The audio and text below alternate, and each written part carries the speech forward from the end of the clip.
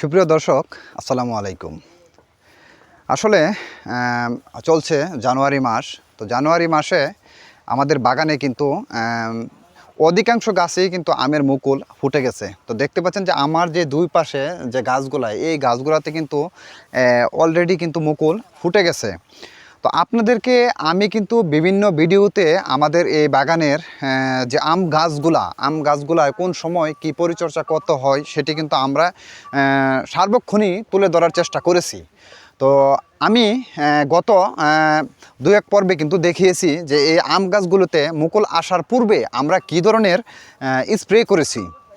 তো প্রিয় দর্শক, দেখতে পাচ্ছেন যে আমাদের এই আম গাছগুলোতে অলরেডি কিন্তু আমের যে মুকুল কিন্তু ফুটে গেছে। আর এখন যে অবস্থায় আছে সেই অবস্থায় কিন্তু আমরা কোনো ধরনের কোনো স্প্রে আমরা করতে পারবো না, কারণ আমাদের মুকুলগুলো কিন্তু অলরেডি ফুটে গেছে, একদম ফুটে গেছে।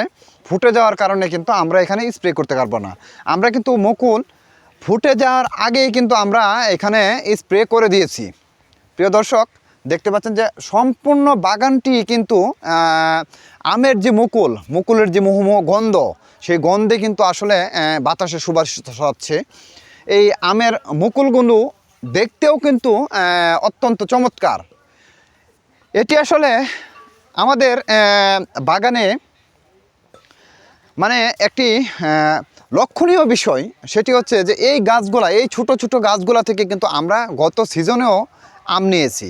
আর এই বছরে কিন্তু আলহামদুলিল্লাহ আশা করতেছি যে এই গাছগুলো থেকে ভরপুর ফলন আসবে এবং কি আমরা ভরপুর ফলন নিতে পারবো। প্রিয় দর্শক, আপনাদেরকে যে জিনিসটি আমি বোঝাতে চেষ্টা করছি সেটি হচ্ছে যে যে অবস্থায় আমাদের বাগানের গাছে মুকুলগুলা ফুটেছে, এই অবস্থায় কিন্তু কোনো ধরনের স্প্রে করা যাবে না। কোনো ধরনের কীটনাশক বা কোনো ধরনের ভিটামিন জাতীয় কোনো কিছু স্প্রে করা যাবে না। এই স্প্রে করার সময়টা কিন্তু ইতিপূর্বে চলে গেছে।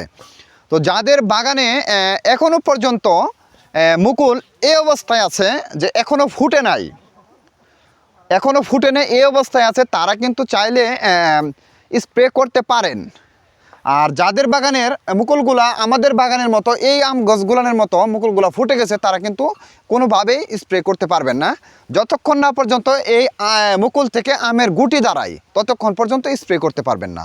আর পানি সেচের আরেকটা বিষয় হচ্ছে যে মুকুল আসার পূর্বে অন্তত পক্ষে 2 মাস গাছের পানি সেচ ব্যবস্থা বন্ধ রাখতে হবে। তবে যারা ছাদ বাগানি আছেন বা পাহাড়ের টিলায় আছেন তারা কিন্তু 15 দিন, অথবা যারা ছাদ বাগানে আছেন তারা কিন্তু সপ্তাহে 2-3 বার অল্প অল্প করে পানি দিতে পারেন। প্রতিদিন যে পরিমাণে পানি দেন সেই পরিমাণে না দিয়ে অল্প অল্প করে কিন্তু পানি দিতে পারেন গাছকে বাঁচানোর জন্য। আর বাগানীদের ক্ষেত্রে হচ্ছে যে আপনারা অবশ্যই 2 থেকে 3 মাস পানি বন্ধ রাখবেন। সম্ভব যদি না হয় তাহলে অন্তত পক্ষে 2 মাস পানি বন্ধ রাখবেন, কারণ পানি বন্ধ রাখলে আসলে গাছের মুকুল আসতে সুবিধা হয়। আর আরেকটা বিষয় হচ্ছে যে যদি পানি দেন তাহলে কিন্তু নতুন পাতা চলে আসবে। নতুন পাতা চলে আসলে কিন্তু মুকুল বের হতে অনেকটা সমস্যার সম্মুখীন হতে হয়। প্রিয় দর্শক, আমরা এই বছর আমাদের বাগানে যে পরিমাণ আমের মুকুল আসছে আলহামদুলিল্লাহ, আমরা এই বছরও আশা করতেছি যে একটা অভাবনীয়, অকল্পনীয় একটি ফলন আমরা আসলে পাবো, যদি কোনো ধরনের কোনো প্রাকৃতিক দুর্যোগ না ঘটে। প্রিয় দর্শক, দেখা হবে নতুন কোনো ভিডিওতে, নতুন কোনো বিষয় নিয়ে, নতুন কোনো আলোচনা নিয়ে। সে পর্যন্ত সবাই সুস্থ থাকুন, ভালো থাকুন। আল্লাহ হাফেজ।